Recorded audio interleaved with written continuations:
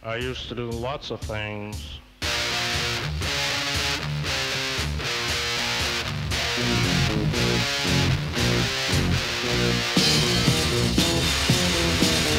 used to do things and I'd say things and Jesus, I was evil.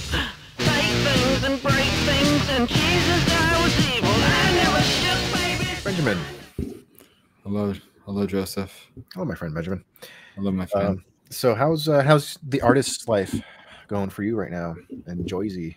I got the tuxedo thing, in the tuxedo invitation. Oh, yeah. I ignored it. I'm just gonna. I got it. I'm not going to do anything about it. I mean, yes, please wait till the last minute for everything. I'm just wear a Motorhead T-shirt and some ripped jeans, and that'd be so dope, dude. I'm gonna bring a 6-pack. Yeah, bro. just like spike a beer at the church. Anyway, were you setting me up for me to talk about my latest book? Yeah, actually, or? Sure. Oh, no, I wasn't. But yeah, no. Okay, yeah, go for it. Yeah, I couldn't tell. That was very nice of you. Yeah. Probably blow my nose first. Yeah, I finished the first draft to a new book, which is always a fun feeling. Because I guess I've only done that 6 times now. This will be my 6th book. It was different. it was different because I wrote the first draft on a typewriter. A typewriter. Oh. Yeah, I thought it was nice, even though when I write on my laptop, I have the cold turkey. I don't know if it's not an app extension, whatever it is. Yeah. It does block you from distractions, but it was just nice to be able, like, you do focus differently on a typewriter. Yeah. I think you write faster. Yeah, you can't go like Google something quickly, right? Which then does, because so I'll say this is my first historical fiction novel. So there was a lot of research going in beforehand too. But even still, like, what was nice about the typewriter was just like, okay, I'll put in like brackets, parentheses, like, look up this later, check this date, find this hotel name, stuff like that. Which, like, if you're on a laptop, you're just going to start looking that stuff up. You go down the rabbit hole. You know how it works. So that was cool. I would try and write a page a day. It took me 1 day below, or 2 days less than 9 months to write the first draft. I tried to write as much as possible.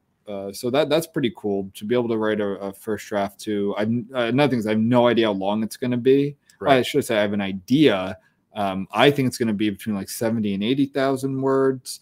I can't tell. Like, of course, on a laptop you can tell. So that's pretty average for a novel, maybe on the shorter side. It's pretty average. So we'll see. I'm going to kind of do a rewrite while transcribing it onto a laptop and to go to my editors. But it's just kind of a new process, a wrinkle to the process. Yeah, which is interesting. It's definitely something I'd recommend in the future for, I guess, for myself. I like the idea of writing a first draft on a typewriter. It was very cool.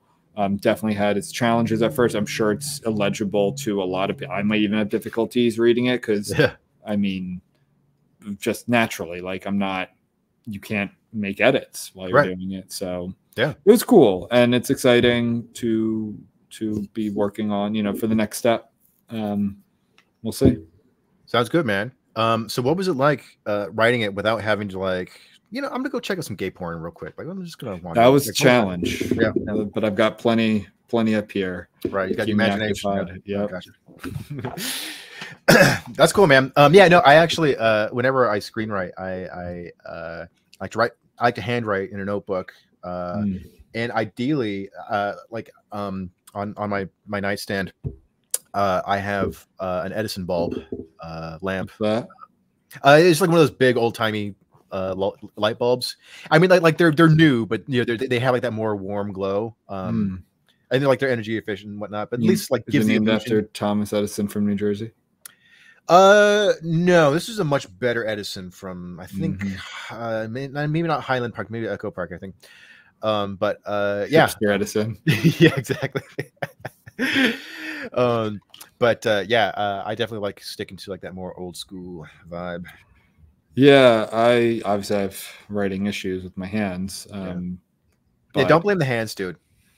I wish, dude. I don't even get me started. Because I like handwriting too. I have a whole notebook with notes, and that would help me. Like when I'd have downtime, I would just like sketch out. Like that would help me. Then I would like write a few notes down, even some paragraphs. And then when I would sit down to write at night, it would help kind of make that flow faster too. Right. It's for this. Yeah, we'll get into screenwriting later. That's the next. That's the next project. Yeah. Well, in terms of my creative life lately, I've been helping out at a summer camp for kids. What kind of kids? Like young ones. These are grades 4 through 7, but of course parents didn't like read that. So we're getting stuck with younger and younger ones. So parents didn't read anything that we sent them. So they're just like, we're like, hey, send lunch to your kid along with your kids, because we provide snacks, but we don't do meals. And of course, my parents didn't bring me meals. So I was like, okay, all right, well. Where's this camp? It's at the venue, so it's at the Counston, Gotcha. which I took you to. Yeah, no, it's been a lot of fun though. So I got fingered there, but besides that, it was fun. Yeah, I mean, I told you that was going to happen. I gave you a heads up. I was up for it. Yeah, no, you were ready and open for it. So, so I've been playing guitar and piano I played guitar on Monday for these kids for some kind of like imagination exercise thing, and then tomorrow I'm playing piano for them. So that should be fun. Yeah, that is fun. It's funny because like one of the kids is my boss's daughter, and she knows me, so she's been like very friendly and everything. It's very cool. But it's funny because like I have to like be careful not to give her special attention, because it's like so she's taking some music classes, so she'll come up to me like, oh, can I play the guitar? I'm like, sure. But then all the other kids are, oh, can I play your guitar? Can I play your guitar? I was like, oh, great. So I got to treat her. Got to treat her worse, basically. I know exactly. But yeah, no, it's been stressful. I like kids and everything, but it's stressful. It's yeah, man. Kids are tough. Yeah, and also it's just like, so kids are tough. Yeah, and there's a group of them, and none of them are your own, so you can't like beat them, you can't slap them. You can't. I know. And it's funny because like one morning, it was yesterday morning, I got there early, and but before any of the other mentors were there, and the other mentors are mostly women, so I was there and like I'm checking in kids, but it just felt weird because it's like parents are dropping off kids, and it's like there's this caveman thing. Hey, 7-year-old girl, hang out with me. Just like, so it's like, I'm like, God, Karen, get here. Like, I can't be the one. I can't be the face of the summer camp for kids. I'm not going to help this business. I know exactly. So I told my boss, like, please have one of the women. Like, I'm happy to do whatever you need. I'll be your teacher's assistant or whatever. But I can't be the face of the camp. So have one of the I wouldn't let my kids around you. No, I neither would I. So. Yeah, because I'd met most of the parents, but there was one of the different a different parent dropped their kid off, and there was definitely like, it's just me, like a caveman with like 3 other like 8-year-old girls, and it's just like it's like in an alleyway in downtown LA. It's like horror venue, aren't they? Isn't it creepy for them? It is, but we set it up so it's we have like bright. So it's more like mystical and whimsical rather than like spooky and gothic. Gotcha. But yeah, it just seemed a little sketchy at first. So I'm like, yeah, have a woman here checking the kids and not me. Like, yeah, we need a nurturing presence. Not this heavy metal caveman. So that's pretty funny. Yeah. No, you can. Yeah. No. This is right. You're at the right. You found the right place. Drop your 7-year-old off with me. Nope, I'm the only one here. Don't worry about these other kids. Yeah, but no. Overall, it's been fun though. So well, that's great. Good to hear. Storytelling. What about it? Tell me a story. Well, I read this article. This is a fascinating story. I read this article in the Free Press, and it turns out it's the same article that we're going to be talking about today. Actually, yeah. So hit me with it. Sock it to me. So this is in the Free Press. The title of the article is "This Cowboy Wants to Teach Princeton Kids About Greatness." If the students don't see the heights and are told there are no heights, then all that's possible is mediocrity. So this is an interesting article because we've talked a lot about campus craziness and how so much of the arts has been politicized, and so much of that politicization is leaning heavily in one direction. And so this professor wants to teach young people classics, but still managing to be diverse enough, I think, to satisfy that crowd, but also, you know, teaching some really good lessons. So I'll just read a couple of excerpts here, and then Ben, you chime in here. Shilo Brooks is on a mission to teach Ivy League students how to read. If the trend in academic life for the past few decades has been to skim hundreds of pages per day and then pick apart the past, Brooks wants to do something old school that feels radical. He wants his students to observe no more than 50 pages a week and see the big picture. And he's doing it by bucking another trend. He's embracing great men and women. And his messaging is resonating. When Brooks first debuted his elective course, The Art of Statesmanship and the Political Life, in the spring of 2023, just 40 kids enrolled. This spring, more than 250 signed up, making it one of the most popular classes that semester alongside major requirements like Introduction to Computer Science. Brooks said his course... No, go ahead. Brooks said his course is a deep dive into the autobiographies and speeches from 5 famous historical figures. The ancient Greek thinker Xenophon, a student of Socrates who wrote a book about the life of great ambition, Italian Renaissance philosopher Niccolò Machiavelli, author of The Prince, whose last name is now synonymous with selfish opportunism, President Theodore Roosevelt, the macho man who was taunted as a child for wearing glasses and hit people in the face because of it, the country's first female Supreme Court justice, Sandra Day O'Connor, who grew up on a 250-square-mile ranch in Arizona and reminds Brooks of his own upbringing, and finally, Frederick Douglass, the former slave who proves that greatness is not just about how high you get, but how low you start. So this is a pretty killer list, I think. Yeah, this is cool. This reminds me a lot of it, and I definitely talked about this a couple of times on the pod, but I don't think in a while. So where I went to school, it was called Ursinus College, a small liberal arts school in Southeast Pennsylvania. We had something that every freshman had to take. It was one of the few classes that you had to take.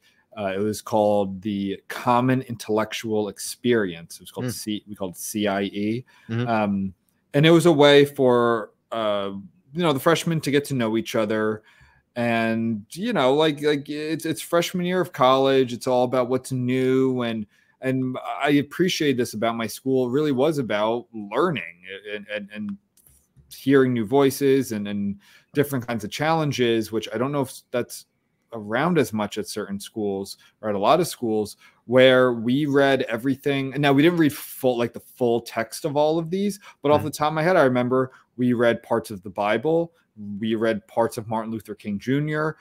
We read parts of Mein Kampf, of Malcolm X, of the Bhagavad Gita, different, I think we read parts of The Prince, of course, Machiavelli's The Prince, which you just mentioned. So, and lots of others. And that was really, and you would sit in a circle and you would talk about them, and a professor would lead. And what was interesting was it wasn't just English lit or literature professors or philosophy professors. My first professor for it was a religions professor, which was cool, and he was one of my favorite professors. The second one, because it was 2 semesters, the second one was more like a science professor. I forget what science, but he was more science is a really science-based school for the most part. So it's most known for. So so different perspectives there, and it was just a really, really cool experience that I think wouldn't fly as much today. And I did ask one of my professors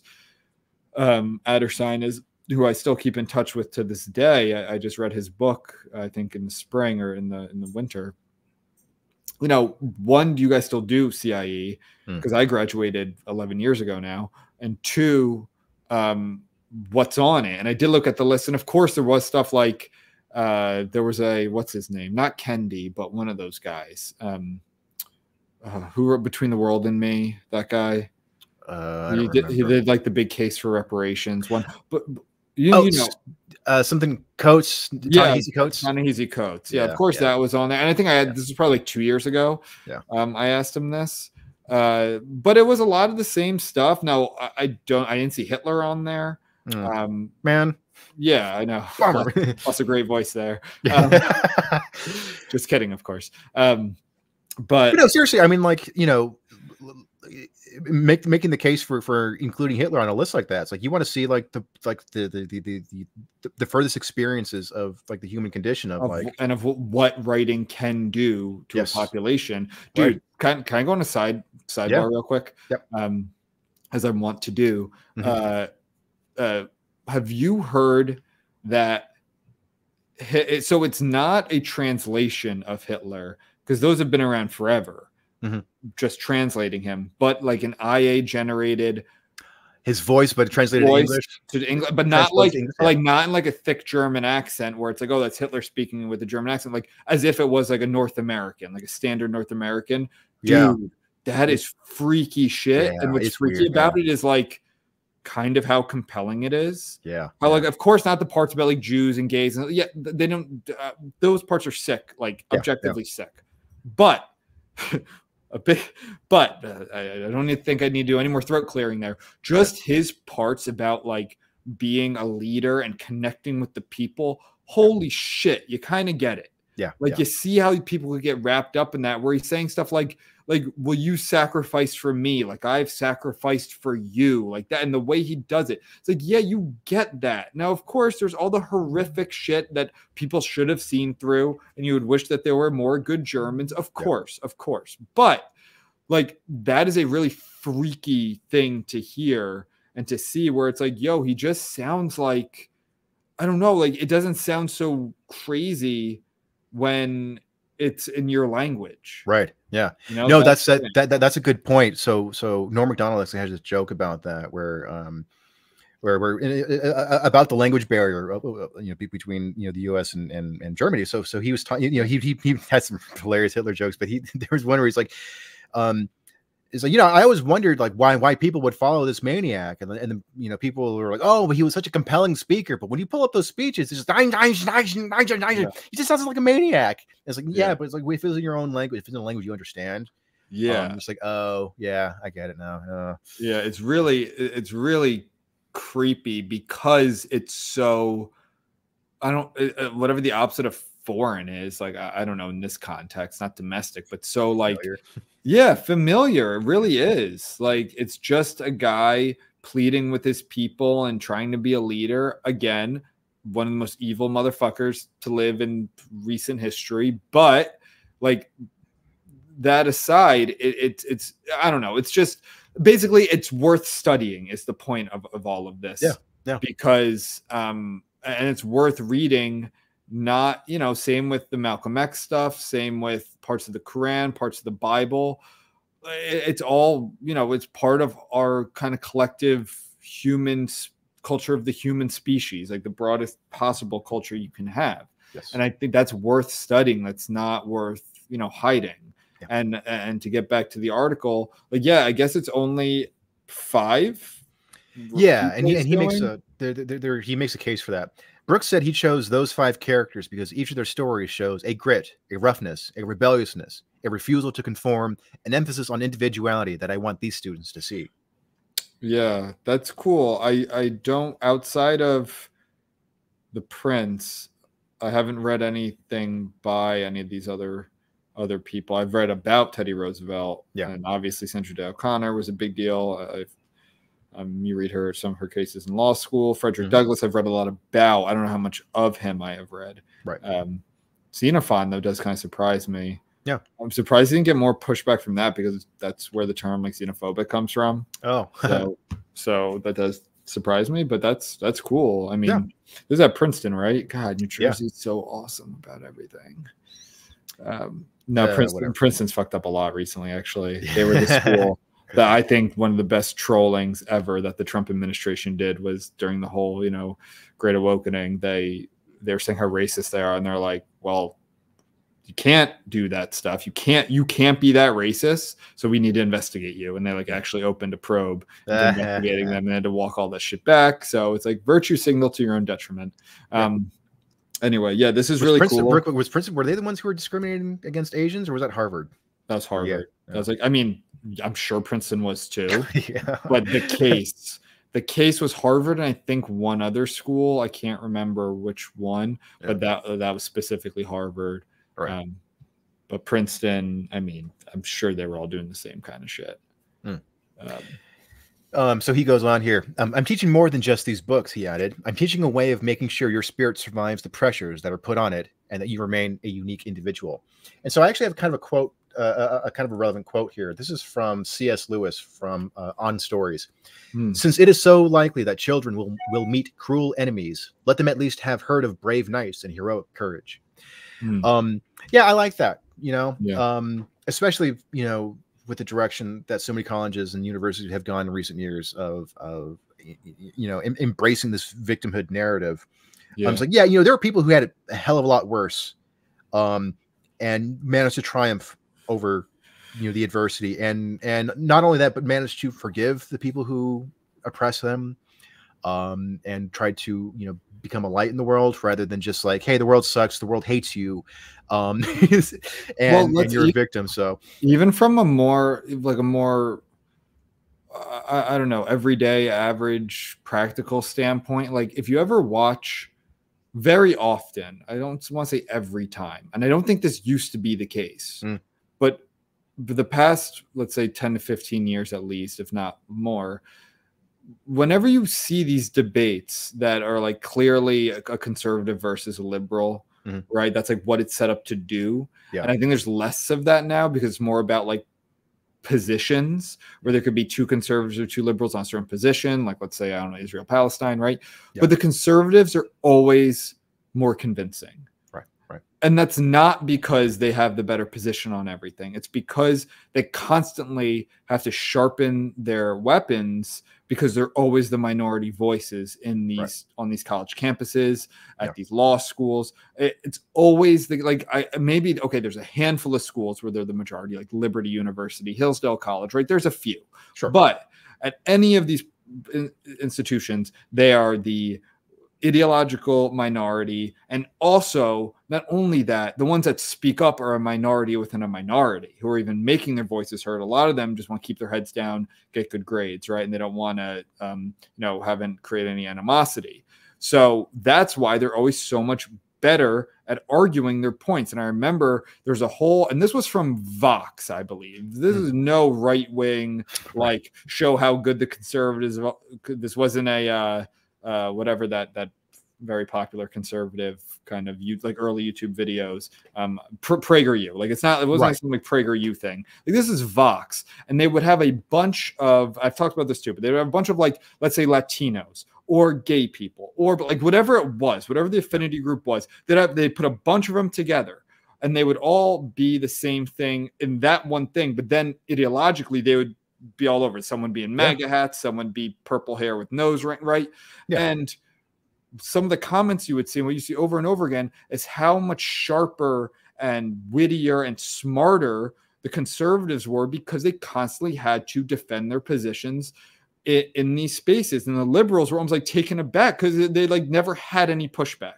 They wouldn't get pushback from the professors, because if you look at statistics, the plurality of professors at these schools are like to the left of the most left-wing Americans, let alone professors. And then like 85% will be liberal. Like a small fraction. Yes, Harvard, University of Chicago will have a handful of like tenured, very well-known conservative professors. But besides that, there are barely any. And so, and the students are, you know, so constantly getting the reaffirmation. And I went through this. I felt this when I was a very conservative younger person and a very liberal older person. And now I don't know exactly where I am. I'm definitely more right wing, I feel like, but a fence sitting milk toast. No, I'm not fence sitting. I actually have some pretty strong views on a lot of stuff. I think the conversations and the topics have changed more than I have, really. You know, we've said that 1,000 times, right? But like, just in the school setting, I've been on all sides, right? I've been the louder conservative kid who's trying to argue his points in hostile territory, to the loud progressive kid who was in very friendly territory for the most part. And it just feels better to be in the progressive play. It just does. I was like a progressive in the Trump first election, it just felt better to say whatever you wanted to say and like get the reaffirmation from like some professors were probably conservative at my school, but if they weren't pugilists, they weren't even pushing back. And it was just like, you got to say whatever you want, argue whatever you want. And every majority opinion that was conservative was evil. And every dissent was actually the real, that's what should have been decided. And every institution is corrupt and all that bullshit. And it just feels better. So it creates a malaise, and it weakens you and it numbs you as an intellectual. So I say all of that to say that it's much, there's really great, I think there's a small step that I hope more schools, did I lose you? Can you hear me now? I can hear you. Okay, cool. Yeah, I don't know what the hell that was. The battery wasn't dead, so I don't know. Oh, the battery wasn't dead? No. Oh, okay. I was going to be like, Joe, there aren't many things you have to do to podcast. Yeah. But one is have your laptop charged. It said, even then, I plugged it in now. It says it's at 92%, so I don't know. Oh, it's all the porn you have on there, all the Thai porn. I told you exactly. That addiction. All right. I made a note around 24 minutes. You're going to want to cut probably up until right now, and we're back. All right. So yeah, but you were talking about how much better and how much easier it is being a progressive in a progressive enclave. Yeah, it's funny because LA is very progressive leaning in many ways, and like even my coworkers like once in a while somebody will just say something like, yeah, but stupid Trump said this. I'm like, I'm not a Trump fan, but I'm also sort of like, that's not what he said. Yeah, but it's not and that's actually who talked about this one too? Like that was Tim Pool did bring this up. He talked about just kind of the default kind of liberal voter, where it's a lot of people who because at its like if you're not inquisitive about it, if you just kind of look at everything facially, like the liberals sound nice, right? Everything's like, oh, you get more stuff, everyone gets treated, but like it doesn't talk about like, okay, well, if you treat this population like this, did you know it actually is a detriment to this population, like the trans this, well, women that, like stuff like you don't do any of that. And I see this a lot with liberals. It's just like, well, that sounds nice. Yeah. Well, that like I just want to be a good person. That seems nice. So it's like that default. And then the activist class of the left is obviously the loudest, not representative like at all from any of their views for the most part, with the American people, but or even like large groups of American people, but they're saying the most of that thing, right? The most of whatever it is. So it's like people just kind of default to that. Like a lot of young people live in cities. It says, well, I don't really know. So-and-so says this a lot. And I don't know, that sounds good to me. Like, and because no one pushes back on that, unless they really have a political background or they happen to be into politics at all, which now seems like a lot more people are in. So I don't know if they have that kind of power anymore, but I do think there is still that population of just like the default Democrat voter. And then maybe there's a version of that too in parts of the country, like the default Republican voter, where do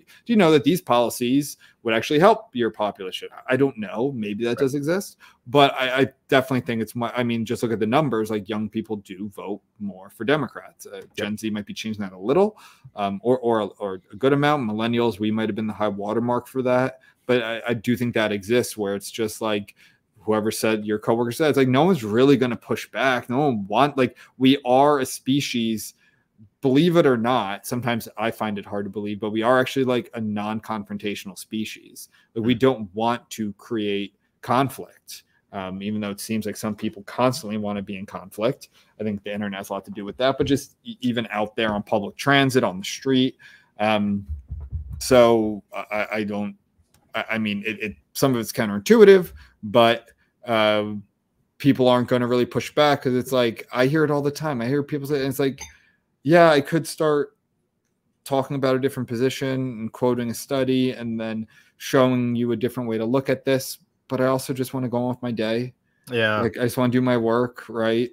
Yeah, and in their minds, lived experience trumps. And anything and everything, data, facts, reality. It's more of, it's like they just feel comfortable saying that thing without and sometimes they're so I've noticed this a lot with people who are in these bubbles. And sometimes I will be like, maybe I've had a drink or two, or maybe I don't know, I'm just more comfortable. Be like, well, do you look at it this way?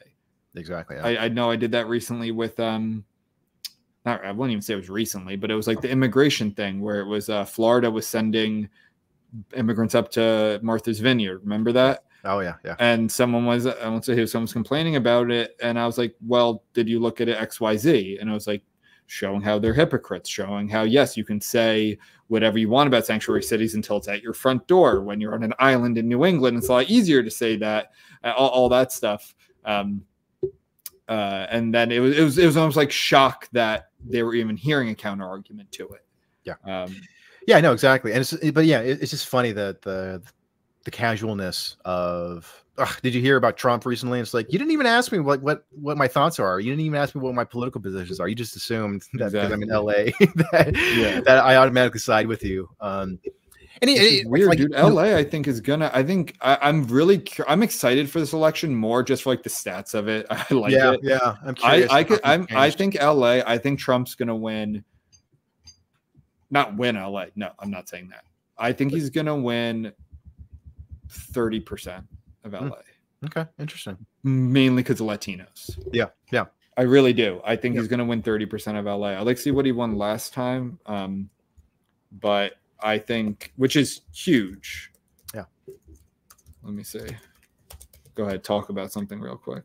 Okay, well. Just anything.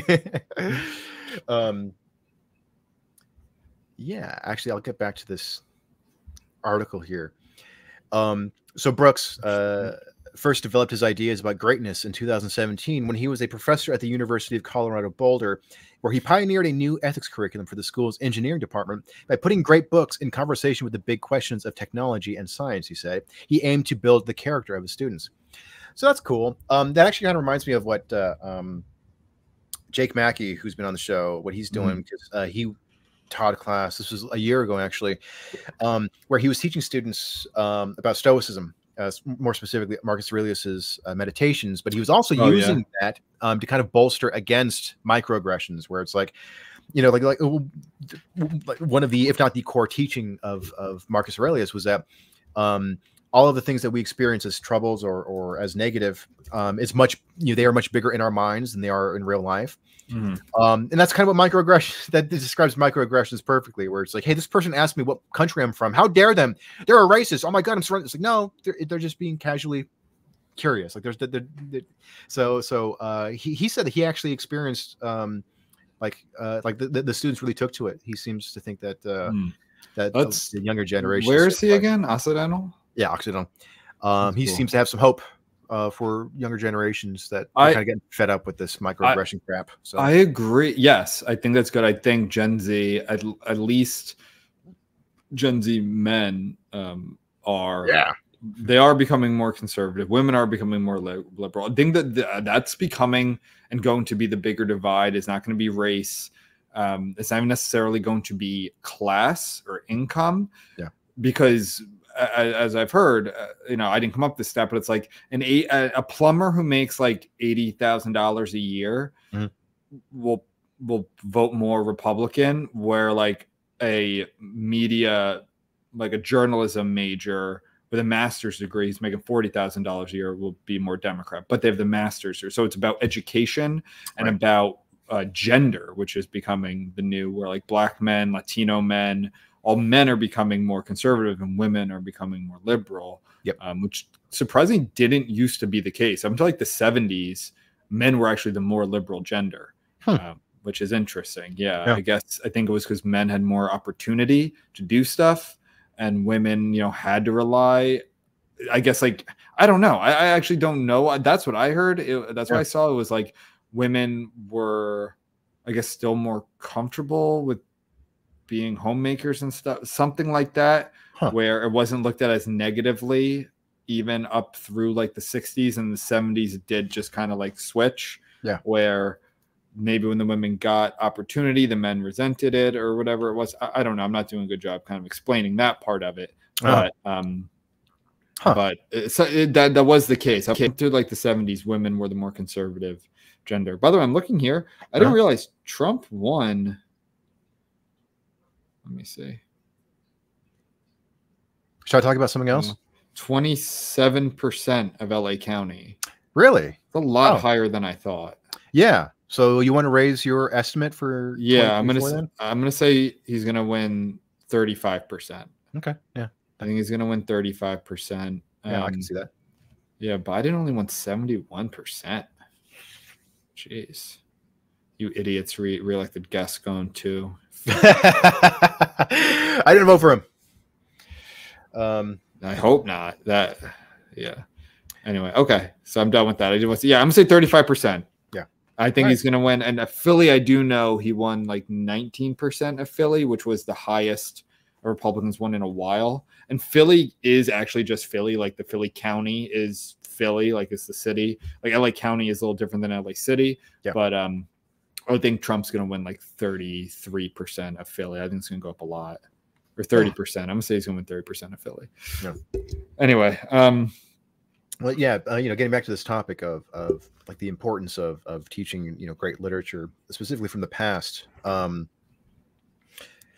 Yeah, this actually kind of reminds me of an experience I had recently. So a couple of months ago, TJ Troy, who's been on the show, he invited me to take this little storytelling event nearby. It was cool. It was like local poets and writers sharing excerpts from their work. And there was no real theme really. It was just kind of like whatever you have presented, and then TJ and his band they did some songs in between. So yeah, it was kind of a cool artsy fartsy event. And then so he invited me to one this month, June. So I went to it. And let's just say when we were walking out, because he's pretty heterodox, so he and I, we're in a large agreement with a lot of stuff. Yeah. When we were walking out, he's like, "Dude, I'm so sorry, I forgot what month it was." And so, so there was a lot, there was a lot of LGBTQ stuff going on. That's very funny. Yeah. So it's right. It didn't even occur to me that would happen. Where was it? So it was actually held at a church. This was not a religious event. But they have like a sort of I guess like the multi-purpose rooms. They have like a stage and just kind of big empty thing. And so there was nothing specifically religious about it. I thought, because it's at a religious venue, that it might skew a little bit more towards like people reading actual literature, like a more traditional side, I guess. But no, that did not happen. So TJ, he went up and he read a pretty touching and thoughtful story, but his was the minority. Everyone else's were pretty heavy handed with the. Was it just like porn? Was it just like pornographic? No, it didn't get that graphic at all. But it was just, there was just a lot of, look at me, I'm gay. Look at me, I'm married to a trans person. Look at me, whatever. And here's the thing. It was when TJ and I, we were walking out of the event, and we were kind of exchanging our thoughts about it. And like both of us were like, it's not so much that this person shared a personal poem or story about being married to a person who transitioned. It wasn't so much that. It was just, it was very superficial. Like there was nothing. Yeah. It was just like, look at, it was very lived experience-y. It was very, I'm so glad that, I got to experience this thing. And it was really just catering to that specific crowd, and I was telling TJ, I was like, I wouldn't have a problem with it if the writers dared to dig a little bit deeper and to explore something that was more universal. Because, as skeptical as I am of so much of this gender identity crap, I'm willing to have my mind changed, or at least, broadened on the topic. If it's like, this isn't just, about rainbow pride. It's about like, exploring, the changing nature of humanity. It's like, okay, like I'm willing to be like, okay, there's something more there. There's a side of the story that I haven't heard yet. But nobody did that. Fucking boring. Like, yeah, I'm sorry. This stuff, the identity stuff, same with like the immigrant story. It's like, dude, I've read the fucking immigrant story so many times. I'm not saying there aren't good ones out there. I'm sure that what's that one? Is it the Joy Luck Club? Like I'm like it's like a young person who came here with their family. They're embarrassed of their parents who don't speak the language. It's the culture clash. It's the different I get it. Yeah. I've just read it so many times. Yeah. And I'm like, I want, like, that's why I liked Americana a lot. It seemed a little different. It was interesting. That's by Chimamanda Ngozi Adichie. Like, I like her a lot, by the way. She has some really good views that like would jive with us about identity stuff and about who writes what stories and that sort of stuff. But anyway, like that seemed more interesting, but just like the same identity shit. It's just fucking boring. Like, and it doesn't mean you can't write stories about any population you want about your identity, but make it deeper, make it but like you said, like not superficial, make it about like the human condition and the conflict that create in your life, and not just like we're different. Here we are. We're like, that's not interesting, and it hasn't been in a while. Right. Yeah, it's boring, it's predictable, and it appeals to no one except to like a tiny demographic. And I think great art, I don't want to say necessarily that great art appeals to every single person, but I think great art has the potential to. And I think, you know, it comes from a creator who's dug deeper into the complexities of the human condition. I think everyone could, like, many people, like if you're talking about like a tiny population, like a trans population, right? Let's just say minority of a minority of a minority. It's very small. Yeah. But you could write a story with a trans protagonist, a trans antagonist, like any sort of thing.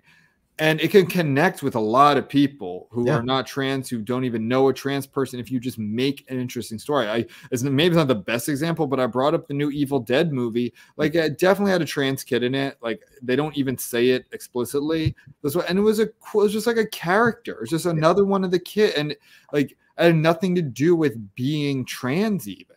But I still remember the quote that you said. It wasn't like, oh, zombies stole my puberty blockers or something. Like and that's good. Like that's fine. And I don't know, I'm just so like I do. When you said you went to one of these things, I might like I don't know, maybe I'm too skeptical of that shit. Like I don't want to sit and listen to people read poetry and read stuff. Like I've been to those. I don't do well at them. Yeah, no, I didn't enjoy this one. But like actually, so I want to read a page here from this is a story by Robert McKee. It is a terrific screenwriting book. So I just want to read this excerpt. This was written a while ago, so it's not. This was written in '97. So this is before a lot of this intersectional stuff really exploded, but it's still relevant here. The archetypal story unearths a universally human experience, then wraps itself inside a unique culture-specific expression. A stereotypical story reverses this pattern. It suffers a poverty of both content and form. It confines itself to a narrow culture-specific experience and dresses in stale, non-specific generalities. So that's good. I think that's such a good description of like intersectional, driven poetry. For example, Spanish custom once dictated that daughters must be married off in order from oldest to youngest. Inside Spanish culture, a film about the 19th century family of a strict patriarch, a powerless mother, an unmarriageable oldest daughter, and a long-suffering youngest daughter may move those who remember this practice. But outside Spanish culture, audiences are unlikely to empathize.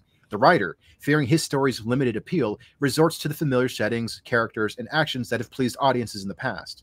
The result, the world is even less interested in these cliches.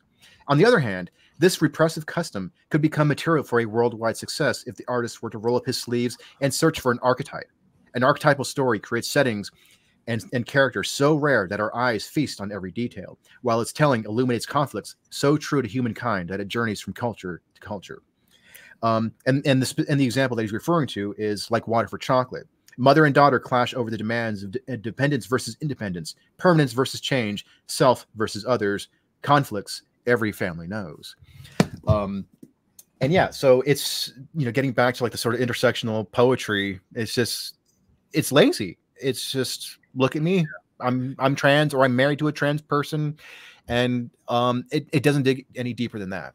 It's lazy because it's been nothing but lauded for a decade now. Yeah. And it's just, if you insert the right character, look at the new Star Wars shit. Yep. Like, not that I've seen it, and I shouldn't judge stuff if I haven't seen it, but like it's just if your goal is to just do identity swaps and change gradients and change genders and all of that shit, like it's boring. Yeah. Like no one, like people don't, you're not pleasing anyone. It's offensive to the base, and it's offensive to the new people for just being boring and thinking they can't appreciate nuanced, interesting characters. Right.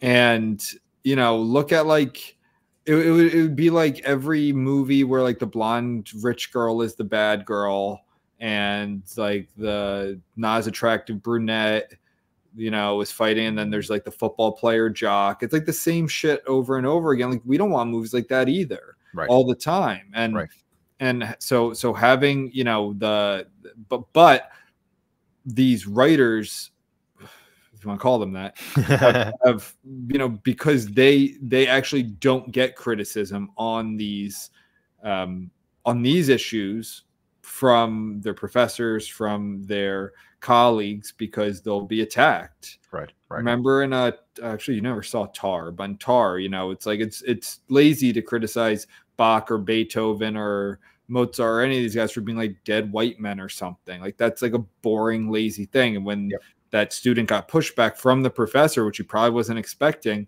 he literally broke down and left. Right. So you know, and that I think that was kind of skewering that population, which is good. So yeah, I mean, I don't know how you sat through that. I don't think I can do a not well. And I was turning to my friend TJ, and the whole time we're just like, you know, shaking our heads and rolling our eyes through it. And I always think of, whenever I think of that kind of stuff, have you seen Half Baked? Yeah. The Dave Chappelle, remember the part with Janine Garofalo? Well, so the whole shtick is Dave Chappelle's character is talking about like all the different types of people who get high. So it'll be like Jon Stewart's character. He has a cameo. He's like the guy who thinks everything's better on weed. Like, I know you've seen such and such movie, but have you seen it on weed? Or like I know you've had this. Like, so and then it's like the like deeply like the slam poet type person, Janine Garofalo. She's like, I kill. I have been killed. I kill now. But like just kind of that kind of shit. Yeah. And like that's what I think about whenever I hear about a poetry reading or something like that. Yeah, dude. Real quick side tangent. So this was back in 2016. So right after Trump was elected, there was a girl who I dated very briefly, and I stumbled upon a video of her reading at some like rally. So this was back when I was still up in the Bay Area, of her reading. It was like some rally, because this when Trump was imposing some like restrictions on immigration or whatever, and she was reading like this passionate speech in a sort of slam poetry way, but she's reading it from her smartphone. It's just, I thought you were going to say that because you did that motion with your hand. I was like, dude. Nothing should ever be read from the fucking Notes app. Like, I'm sorry, that is so lame. Like, you should not read anything that's supposed to have any sort of impact, whether it's a best man speech or like addressing a protest or anything like that from your Notes app, man. Just write it on paper or memorize it. Yeah. It was like, well, what a great orator you are. History will be very kind to you for reading off of your. You get like a phone call for like, oh god damn it! Sorry, hold on, real quick. But yeah, no, I'm talking about Trump. And it's just like, oh my god, so fucking. Trump is bad. He is a fascist. Trump, orange man, bad. Oh man, but storytelling though, man. No, it's well, getting back to the Star Wars thing real quick, just because I've been seeing so many of these articles coming out recently, addressing, you know, toxic fandom.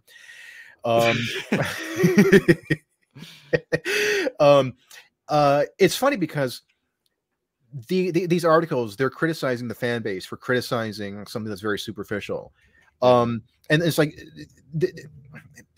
and they're the journalists' criticisms themselves are very superficial. They're saying, look at these racist fanboys criticizing a TV show simply because it has women and LGBTQ characters and black characters.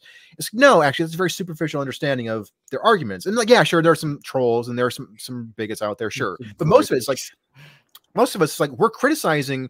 It's like, you know, there are like the writers and the showrunners and the producers are saying it's so glad to see more representation in Star Wars. Finally, it's like what a stupid superficial storytelling tactic. It wasn't like, hey, like we're expanding the lore and we're taking in new directions, and it just happens to be centered on a female character or a black character or whatever. And if people got offended by that, I would be like, yeah, that's fucked up. You're getting offended by a superficial character. That character's a Wookiee.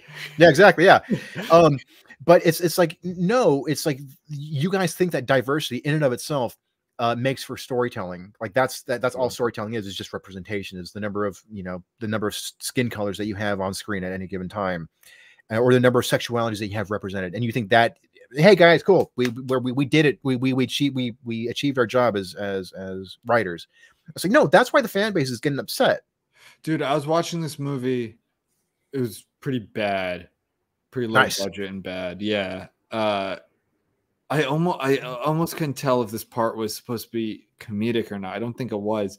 Where they weren't exactly zombies, but they were. I guess they were zombies, not like the flesh-eating types. I don't think they had the budget for that, to be honest. They're just kind of like descend on you. Yeah. But they weren't as kind of zombified. Anyway, the point is that like these two girls, like the main character and her friend are in this house. It was pretty dumb. I was like, why didn't you guys just like go out the back door? But they're like running for their lives, right? Yeah.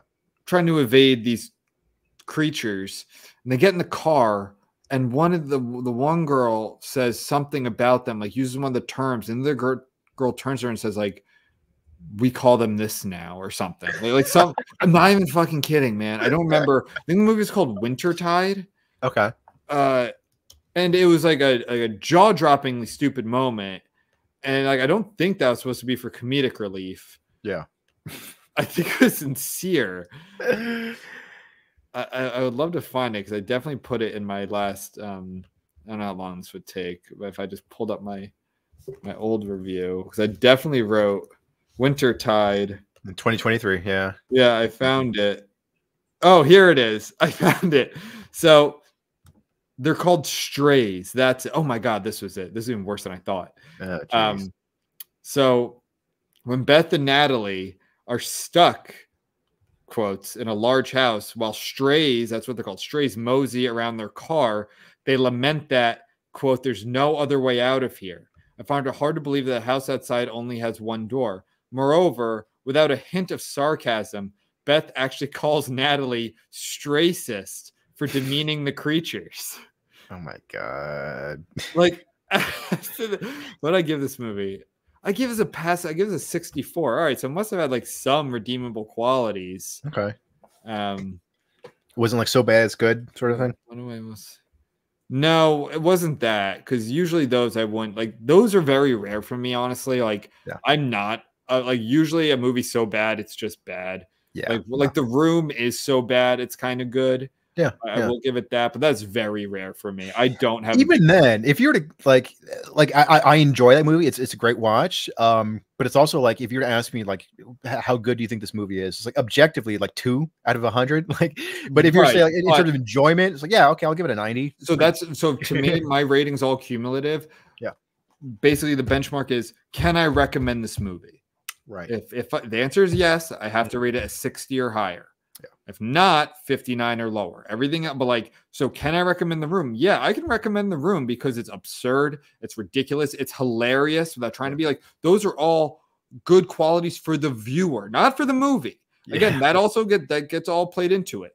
Yeah. So I don't know what I would give The Room. I don't think I've ever rated it. I think I rated The Disaster Artist, which I liked a lot, but I don't think I did The Room.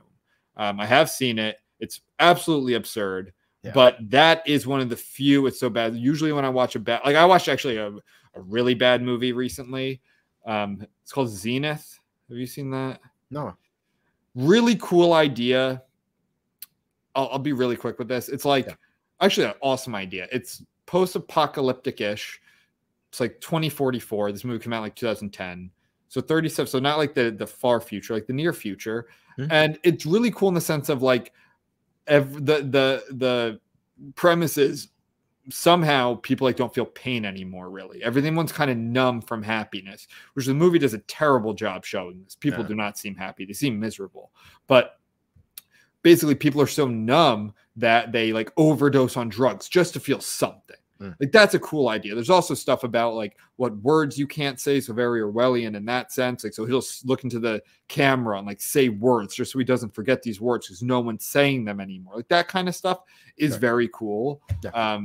Conspiracy, it's like a jumping timeline and there's a twist in it that I don't even really care about. It was a very bad movie. But so that's like not so bad it's good. Like that was just a bad movie. No. But for me, a very few so bad it's good movies. No. And for those, I feel like you would kind of have to like hear about them. Like there would be like a cult following around them. I can't think of any others. I don't think I've ever seen like a mainstream movie that was so bad it's good. It's usually just like, and if anything, like when I see a mainstream movie that's really genuinely horrible, not just like it's not my type, but whatever. I mean, like I'm like viscerally angry because like you guys spent millions and millions of dollars on this from a major studio. Somebody said yes to this. Yeah, I get too angry too. I feel like I'm wasting my time. Yeah. Like, God forbid I see it in a theater. That'll be really pissed off because that's like I had to go somewhere and pay money. Like, if I stream a shitty movie, that's one thing. If I had a cool idea. It's like Battlefield Earth so bad it's good. I haven't seen it in so long. Oh, maybe actually. That might be. The first time I watched it, I hated it. But I feel like if I was watching it with a group of friends with like pizza and beer, I think that would be a great time. Yeah, that might be up there, but very, very few for me. So bad it's good. Yeah. All right. Anything else, Benjamin? I don't think so. Cool. Well, go out and read some books, good ones, and learn from them and absorb them and give them to your children. And fight the crits. Oh, and then, follow us on social media, follow us on Medium, and donate. We have a Patreon. And so stay reckless, fight the crits. Stay reckless, Joe. Stay reckless, Benjamin.